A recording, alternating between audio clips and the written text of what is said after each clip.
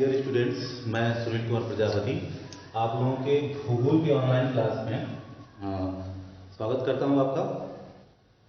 आज आप लोगों को मैं महासागर से संबंधित तथ्य बताने जा रहा हूं। पिछले ऑफलाइन क्लास में महासागर का कुछ हिस्सा बता करके छूट गया था, उसी से संबंधित जो है तथ्य आज हम लोग आगे पढ़ेंगे। शुरुआत करते हैं महासागर से संबंधित तथ्य। इस महासागर को पढ़ने से पहले हम सभी लोग ध्यान देंगे कि महासागर की उत्पत्ति कैसे हुई थी। तो महासागर के उत्पत्ति के संबंध में एक सिद्धांत प्रचलित है। वह सिद्धांत हमारा कुछ यूं इस तरह का है।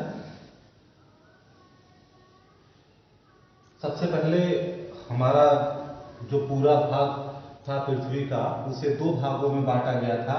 एक का नाम था पेंजिया, पेंजिया नाम से बोला जाता था, और एक का नाम था पेंथालासा, पेंथालासा।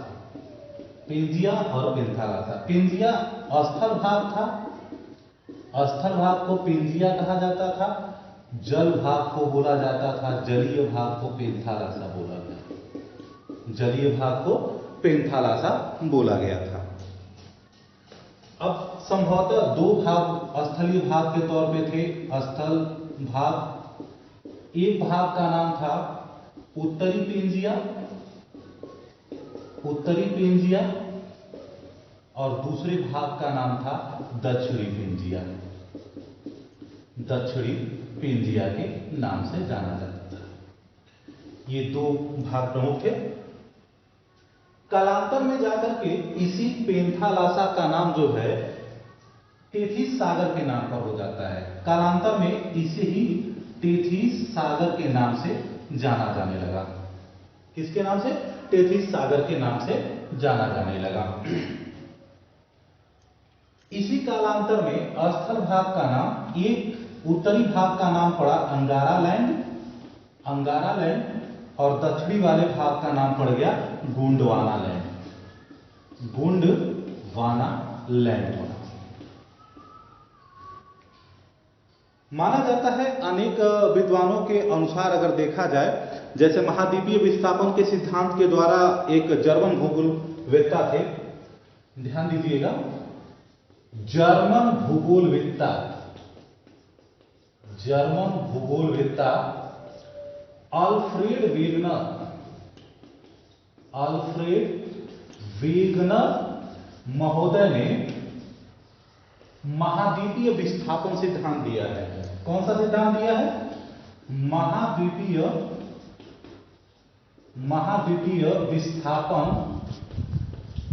विस्थापन सिद्धांत। इसमें इस महाद्वीपीय विस्थापन सिद्धांत के अंतर्गत अल्फ्रेड वेगनर महोदय ने बताया, जो कि जर्मन से संबंध रखते थे, जर्मनी से इनका संबंध था। इन्होंने बताया कि अंगारा लैंड, ध्यान से देखिएगा, अंगारा लैंड व गोंडवाना लैंड, अंगारा लैंड व गोंडवाना लैंड में जब टक्कर हुई, उस टक्कर के फलस्वरूप आपके 7 महाद्वीपों का निर्माण हो गया। क्या हुआ? 7 महाद्वीपों का निर्माण हुआ, और टेथिस सागर से 5 महासागरों का निर्माण हो गया। किससे? टेथिस सागर से 5 महासागरों का निर्माण हुआ है। 5 महासागरों का निर्माण हुआ।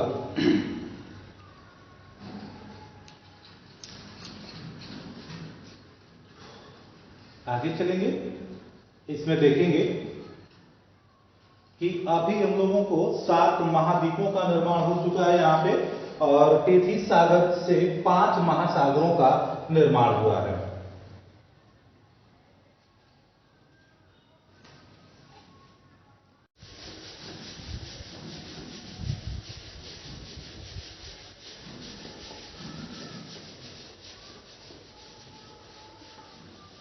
दोस्त, महासागर के 5 भाग के से संबंधित जुड़े तथ्यों को देखते हैं कि महासागर के कितने भाग हैं।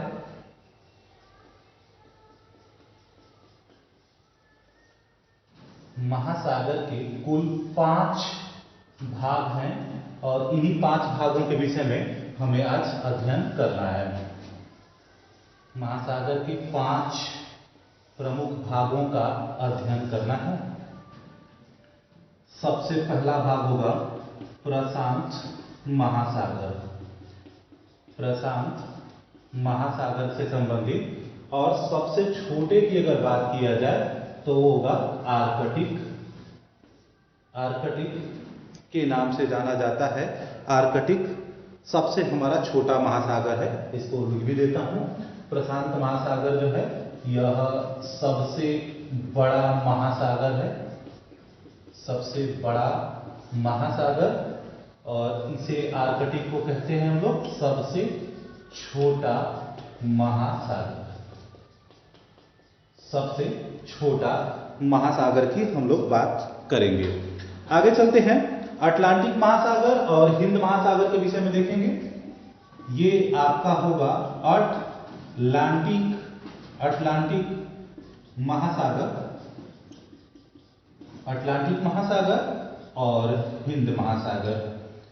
हिंद महासागर।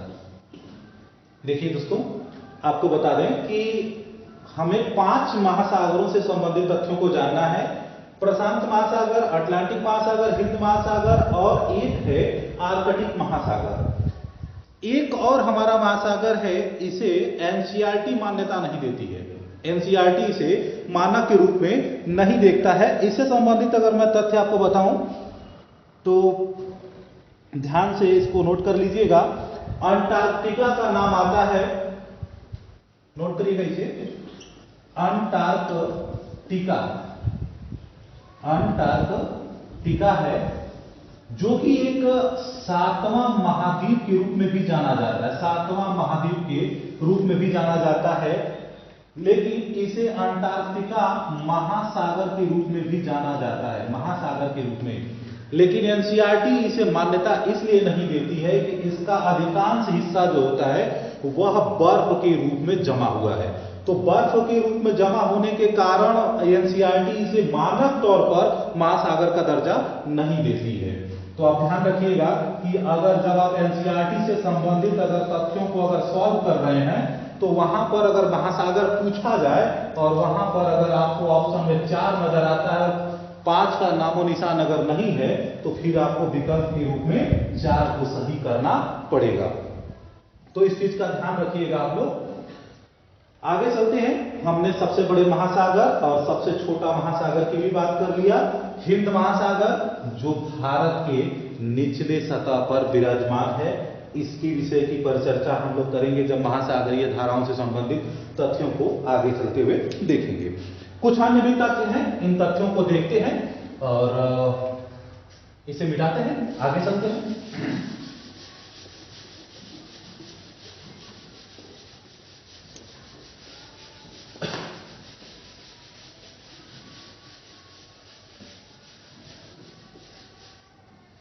चलिए आगे चलते हैं। महासागरीय संरचनाओं के विषय में पढ़ेंगे कि महासागरीय संरचनाएं कैसी होती हैं। महासागरीय संरचनाएं, महासागरीय संरचनाएं, संरचना, महासागरीय संरचना, इससे संबंधित जो है तथ्य देखेंगे। संभवतः एक ऐसा चित्र बनाते हैं। सॉरी,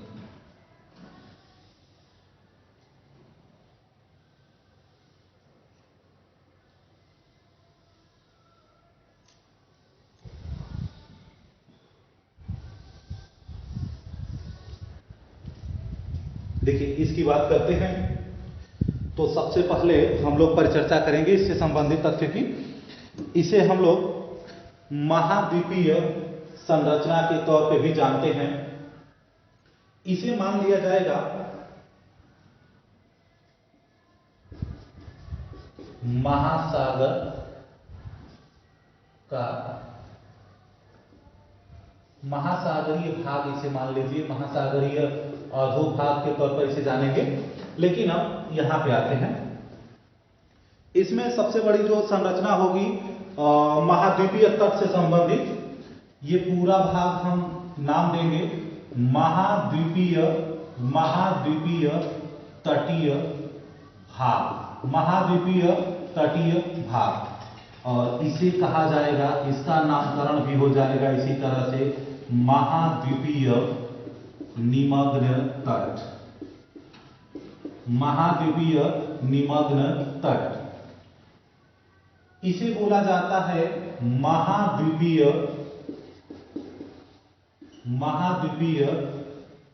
ढाल कह सकते हैं, या निमग्न ढाल कहा जाता है इसे। इसका नाम है महाद्वीपीय महासागरीय नीतल का मैदान। यहां पे आप जोड़ लेंगे महासागरीय नीतल का मैदान, महासागरीय नीतल का मैदान। आगे इसके नाम की अगर परिचर्चा करते हैं तो ये आता है आपका कटक के नाम से जाना जाता है, कटक। और इसके नाम को अगर हम वर्णित करें तो इसे गुयाट के नाम से जाना जाता है, गुयाट, और इसे गर्द के नाम से जाना जाता है। चलिए इनका एनालिसिस कर लेते हैं और गहराई से संबंधित तथ्यों को देख लेते हैं। महाद्वीपीय निमग्न तट की अगर बात किया जाए तो इसकी अधिकतम गहराई किताबों में अगर जिक्र किया जाए तो 150 मीटर से लेकर के 200 मीटर के आसपास की गहराई जो है स्पष्ट मिलती है, कि जहां पर इसकी गहराई 150 से 200 मीटर तक की आंकी जाती है। महाद्वीपीय निमग्न ढाल की अगर बात किया जाए तो 200 से लेकर के 2000 तक जो है इसकी गहराई मापी जाती है। कुछ किताबों का अगर जिक्र करेंगे तो वहां पर इनके निमग्न तट के जो ढाल की बात है वहां पर 3000 तक भी जो है आकलन इसका करने को मिलेगा।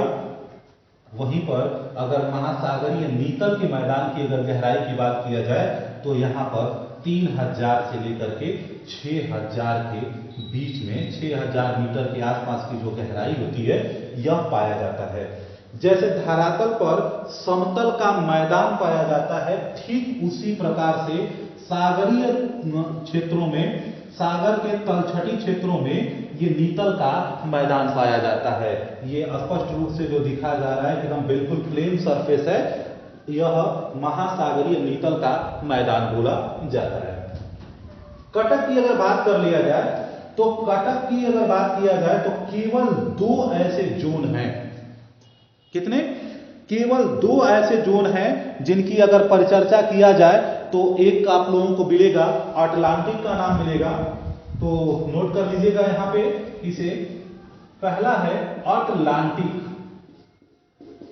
अटलांटिक व हिंद महासागर में, अटलांटिक व हिंद महासागर में कटक पाए जाते हैं। और कटक का मतलब क्या होता है?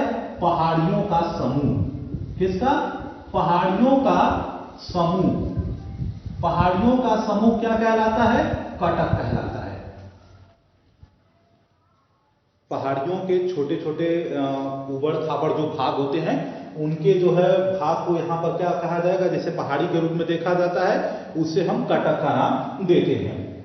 देखिएगा गुयाट के विषय में चलते हैं। गुयाट क्या होता है तो देखिएगा, एकाकी पहाड़ी के समूह को क्या कहा जाता है? एकाकी पहाड़ी। एकाकी पहाड़ी के भाग को गुयाट के नाम से जाना जाता है। गुयाट के नाम से जाना जाता है। एकाकी पहाड़ी जो होती है, जो अकेली पहाड़ी होगी, उसी पहाड़ी को हम लोग क्या कहते हैं? गुयाट के नाम से जाना जाता है। चलिए कुछ और भी आपको जानकारी बता देता हूं कि यहां पर अटलांटिक महासागर में सबसे लंबा कटक पाया जाता है। तो इसके विषय में ध्यान रखे रहिएगा, वो मैं आप लोगों को बता दूंगा कि मध्य अटलांटिक कटक, किसका जिक्र करना है? मध्य अटलांटिक कटक। अगर सबसे बड़े कटक की बात किया जाए, सबसे बड़े कटक के तौर पर मध्य अटलांटिक कटक का नाम आता है। मध्य अटलांटिक कटक का नाम आप लोग नोट किए रहेंगे। अगर इसकी दूरी की अगर परिचर्चा किया जाए कि दूरी कितनी होगी, तो 14,000 किलोमीटर की दूरी जो है यहां पर आकी गई है। 14,000 किलोमीटर की कुल दूरी इसकी आकी गई है। तो ध्यान रखिए साथियों। आगे चलते हैं। आगे बढ़ते हुए यहां पर नीतल का मैदान से आगे बढ़े तो कटक पे आए। कटक के बाद से हमारी गुयाट की पहाड़ियां, गुयाट संबंधित हो गया। अब गर्त की बात आती है। अपने बच्चों को बता दें कि नदी के अपवाहन तंत्र में बताते समय मैं गर्त का नाम बताया करता था, लेकिन ये गर्त दूसरा है। भुंजी गाज, उसे गार्ज बोला करते थे, गर्त की तरह से बता करके कि ये भी गर्त की तरह से ही होता है, लेकिन यहां पे गर्त की विषय बात बताते हैं। यहां पर गर्त का संबंध है मेरियाना ट्रेंच। किससे? Mariana trench. काफी नीचे हो जाएगा। प्रयास करता हूं कि इस साइड में कहीं पे मैं लिख देता हूं गर्त से संबंधित कोई तथ्य। यहां पे लिखें, हाँ यहां पे लिख देते हैं नीचे, उसको फॉलो कर लीजिएगा। यहां से हम फॉलो करते हैं, यहां पे लिखते हैं। गर्त का मतलब यहां पे जो मेरियाना ट्रेंच की बात किया जा रहा है, यह प्रशांत महासागर का सबसे बड़ा गर्त है। प्रशांत महासागर का सबसे बड़ा गर्त किसे बोला जाता है? Mariana trench. मेरियाना ट्रेंच है और इसकी जो गहराई की बात है कि 11,022 मीटर के आसपास की गहराई जो है आती जाती है। संभवतः आपको बताया जाए, नहीं लिखा, संभवतः अगर इसे बता दिया जाए तो ये होगा आपके हिमालय पर्वत से भी ज्यादा गहरा है। हिमालय पर्वत जितना ऊंचाई प्राप्त कर रखा है 8,848 मीटर, उतना ही जो है 8,848 मीटर इसकी गहराई है। और गहराई से संबंधित अगर बात करूं तो इसकी 8,848 मीटर ऊंचाई है और उससे कहीं ज्यादा गहराई जो है क्या है, इसकी मेरियाना ट्रेंच की है। चलिए अगली संरचना को देखते हैं। ध्यान से इसे बना लीजिएगा। चलते हैं अगली संरचना पे।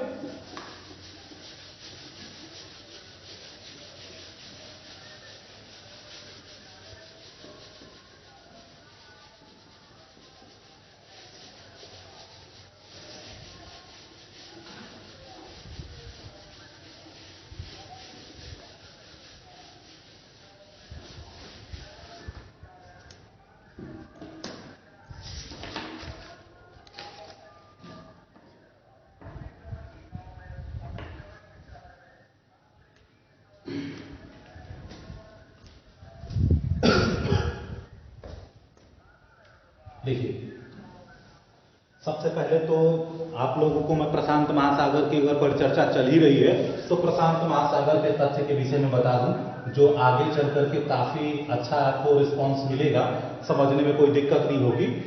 तो प्रशांत महासागर के विषय की अगर बात किया जाए तो ये सबसे बड़ा महासागर है। फिलहाल ये कुछ बिंदु हैं जिसे आप ध्यान से देख लीजिएगा। सबसे बड़ा महासागर, सबसे बड़ा महासागर। दूसरा, अगर इसकी आकृति की बात करें तो इसकी आकृति जो है वह त्रिभुजाकार है। कैसी आकृति है? त्रिभुजाकार आकृति है। और इसी आकृति में बहुत बड़ा गुण रहस्य भी है। देखिए इस आकृति में बताया जाए तो यहां पर आपका एशिया हो जाएगा, यहां पर आपका उत्तरी अमेरिका, उत्तरी अमेरिका हो जाएगा, नीचे की तरफ हो जाएगा आपका दक्षिणी अमेरिका, दक्षिणी अमेरिका हो जाएगा। आगे बात करते हैं तो यहां पर ऑस्ट्रेलिया हो जाएगा, ऑस्ट्रेलिया अर्थात 4 महाद्वीपों से घिरा हुआ जो भाग है, त्रिभुजाकार आकृति लिए हुए है, वह प्रशांत महासागर है। एशिया महाद्वीप है, एशिया महाद्वीप एक तरफ है, उत्तरी महाद्वीप, उत्तरी अमेरिका महाद्वीप, दक्षिणी अमेरिका महाद्वीप और ऑस्ट्रेलिया महाद्वीप से यह घिरा हुआ है। तो ये इसकी आकृति से संबंधित तथ्य था। तीसरे अगर महत्वपूर्ण बिंदु की अगर बात करें तो इसका निर्माण कैसे हुआ प्रशांत महासागर का, तो प्रशांत महासागर का निर्माण, प्रशांत महासागर का निर्माण, प्रशांत महासागर का निर्माण टेथिस सागर के संकुचन से हुआ है। टेथिस सागर के संकुचन के फलस्वरूप हुआ है। टेथिस सागर के संकुचन के फलस्वरूप हुआ है। टेथिस सागर के संकुचन के फलस्वरूप हुआ है। तो ये हमारे पास 3 इस महासागर से जुड़े हुए प्रमुख तथ्य थे।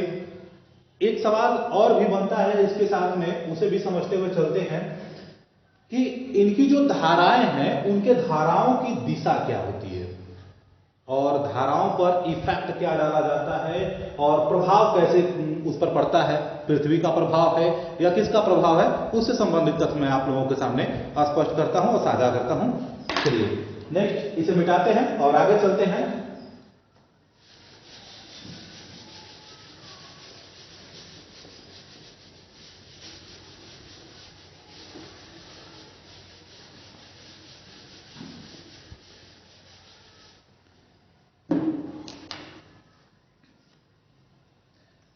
देखिए ध्यान दीजिएगा, महासागरीय धारा, महासागरीय धारा। सबसे पहले तो कुछ चीजें जान लेना बेहद जरूरी है, अपने तरफ से ये इंपॉर्टेंट बन जाता है कि एक तो प्रवाह होता है, प्रवाह के बाद जो है धारा का प्रवाह आता है। तो इनकी जो धारा की रफ्तार होती है वो 25 से 40 किलोमीटर प्रति घंटे की रफ्तार से जो होगी उसी को हम धारा का नाम देंगे। और जिनमें हल्का फुल्का जो है क्या होता है, बस प्रवाह उनका बहना अगर जारी है तो उसे हम प्रवाह या ड्रिफ्ट के नाम से जानेंगे। चलिए ये तो बातें हो गई कुछ, इनसे संबंधित हम एक और बिंदु अब देख लेते हैं। उस बिंदु के तौर पे अगर परिचर्चा किया जाए तो महासागरीय जल एक निश्चित दिशा की ओर प्रवाहित होता है। ध्यान रखिएगा मैंने क्या तथ्य बताया, महासागरीय जल एक निश्चित दिशा की ओर प्रवाहित होता है, एक निश्चित दिशा की ओर प्रवाहित होता है, एक निश्चित दिशा की ओर प्रवाहित होता है। इस तथ्य को आप ध्यान में रख रखिएगा। आगे जैसे ही मैं 5 महासागरों से संबंधित जब तथ्यों को बताऊंगा, उनसे संबंधित जब धाराओं का विश्लेषण करूंगा तो उसमें ये चीज स्पष्ट रूप से आपको स्पष्ट हो जाएगी कि इसका प्रभाव क्या है और सर ने कैसे क्या बताने का प्रयास मुझे किया था। चलिए आगे चलते हैं।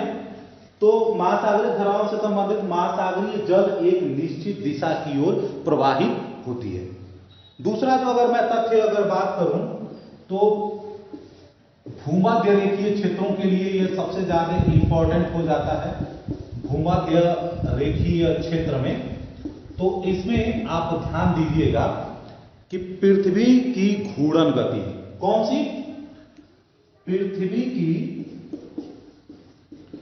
घूर्णन गति, जिसे हम कहते हैं क्या है, परिभ्रमण गति। क्या कहते हैं, परिभ्रमण गति क्या नाम देते हैं। इसके प्रभाव के कारण महासागरीय जल का क्या होता है, निर्माण होता है। चाहे महासागरीय जल की जो धाराएं हैं वह आगे की तरफ प्रवाहित होती हैं। तो इस तथ्य को देखते हैं कि इसमें क्या रहस्य है और कैसे क्या होता है। तो ध्यान दीजिएगा, पृथ्वी अपने अक्ष पर पश्चिम से पूरब की तरफ क्या होती है? पृथ्वी अपने ही अक्ष पर पश्चिम से पूरब की तरफ प्रवाहित होती है। आप लोगों को खुद पता होगा, नॉर्थ, साउथ, ईस्ट और वेस्ट भाग में बांटा जाता है। तो पृथ्वी अपने अक्ष पर पश्चिम से लेकर के पूरब की तरफ, मैं लिख देता हूं एक बार, इसको ध्यान रखिएगा। पृथ्वी पश्चिम से पूर्व की ओर चक्कर लगाती है। अब यहां पर देखा जाए तो स्थल व जल, स्थल के मुकाबले जल आगे चला जाता है। जैसे ही पृथ्वी की घूर्णन गति का प्रभाव पड़ता है तो स्थल अभी अपने ही स्थान पे है, तब तक जल आगे की तरफ जो है बढ़ जाता है, वह हल्का होता है इसके प्रभाव के कारण। तो जल जब आगे चला जाता है तो वही जल पुनः वापस जब लौट करके आता है तो इस तरह से इसकी दिशा क्या हो जाती है? अगर यहां पे इस नक्शे में देखा जाए तो जल आगे की तरफ प्रस्थान कर जाता है जल्दी से, तो वह पुनः वापस अगर लौट करके आएगा तो इनकी दिशा क्या हो जाती है? पूरब से पश्चिम की तरफ। किधर हो जाएगा? पूर्व से पश्चिम की तरफ होता है, पूर्व से पश्चिम की ओर हो जाएगा, पूर्व से पश्चिम की ओर होगा। तो ध्यान रखे रहिएगा कि यही जल की जो मात्रा पूरब से पश्चिम की तरफ जा रही है, तो किसके कारण जा रही है? तो आप साफ शब्दों में नोट कर लेंगे कि पृथ्वी की घूर्णन गति या परिभ्रमण गति के कारण जल क्या होता है? पूरब से पश्चिम की ओर प्रवाहित होता है। चलिए इसका एक और उदाहरण के तौर पे मैं आप लोगों को बता देता हूं। दो जगहों पे मैं बता सकता हूं, लेकिन आप लोगों को तथ्य रखता हूं, आगे इसके आगे नेक्स्ट बताएंगे। अगली क्लास में आप लोगों के साथ पूरे महासागरीय तथ्यों से संबंधित जितने भी भाग हैं उन सब पर विशेष पर चर्चा करेंगे। ध्यान दीजिएगा, इसे हम मान लेते हैं भूमध्य रेखा। भूमध्य रेखा और भूमध्य रेखा के बाद जो है यहां पे जब ऐसे ही जल का प्रवाह होगा तो जो उत्तरी गोलार्ध में होगा, एक और आपको इसी के साथ तथ्य थोड़ा सा बता देना चाहता हूं कि इस पर जो बल लगता है, एक कोरियोलिस बल का नाम आप लोगों ने सुना होगा, कोरियोलिस बल, उसके भी तथ्य मैंने बताए होंगे कि जैसे ही अगर कोई इधर से अगर वह पवन से संबंधित जो तथ्य हो जाता है पवन में, कि कोरियोलिस बल के कारण जो है इनका दिशा परिवर्तन, ये अपनी दिशा को इस तरह से प्रभावित कर लेते हैं, अपने बच्चों को बताया होगा। लेकिन इसमें भी एक कोरियोलिस बल से संबंधित आप लोगों को तथ्य बता दें। चलिए, कोरियोलिस बल के कारण उन्होंने ही जो है इसे जल से संबंधित जो है चक्रण की बात बताई थी। तो ध्यान से देखिएगा, उत्तरी गोलार्ध, कहां पे? उत्तरी गोलार्ध, और ये है दक्षिणी गोलार्ध। जो उत्तरी गोलार्ध में धारा का प्रवाह होगा एक निश्चित दिशा की तरफ प्रवाहित होते हुए ये अफ्रीका महाद्वीप के पास आकर के ये इधर की तरफ प्रस्थान हो जाएगा। अब यहां पे जो चीज इंपॉर्टेंट है उसको हम समझने की प्रयास करेंगे कि यहां पर ठंडा और गर्म क्या है। दो तरह की जलधाराएं होती हैं। अब इन दोनों जलधाराओं को हम समझने का प्रयास करते हैं। जलधारा कौन? एक है ठंडा और एक है गर्म। एक ठंडा और एक है गर्म।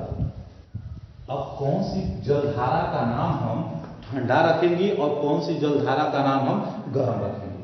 देखिए, बिल्कुल आसान तरीके से इसको समझा जा सकता है कि भूमध्य रेखा पर सूर्य की किरणें सबसे ज्यादा पड़ती हैं और भूमध्य रेखा को हम उष्ण कटिबंध के अंतर्गत भी रखते हैं। उष्ण का मतलब होता है गर्म। तो यहां पर जो भूमध्य रेखा के समीपवर्ती जोन में होगा, जो भूमध्य रेखा के समीपवर्ती जोन में होगा वह क्या होगा, गर्म जलधारा होगी। क्या होगी, गर्म जलधारा होगी। तो ठंडी जलधारा के विषय में क्या कहेंगे, जिन जलधाराओं में ध्रुवों के तरफ से आकर के जो जलधारा मिलेगी, ध्रुवों के तरफ से, देखिए उत्तरी गोलार्ध और दक्षिणी गोलार्ध में, उत्तरी गोलार्ध और दक्षिणी गोलार्ध, ये दक्षिणी ध्रुव, इसे थोड़ा सा नीचे हो गया होगा, इसे मैं ऊपर कर देता हूं कुछ। देखिए दक्षिणी अगर गोलार्ध की अगर बात करूं तो दक्षिणी गोलार्ध में दक्षिणी ध्रुव, तो दक्षिणी ध्रुव से जो भी, जैसे इधर से अगर कोई धारा अगर इस तरह का प्रवाह हो रहा है तो यह धारा ठंडी जलधारा हो जाएगी। क्या हो जाएगी, ठंडी जलधारा के अंतर्गत में जो है इसका जिक्र हम लोग करेंगे। तो दोस्तों आज आप लोगों को ये पता ही चल गया होगा कि कौन सी जलधारा जो है क्या हो गई, ठंडी होगी, और कौन सी जलधारा जो है क्या होगी, वह गर्म होगी।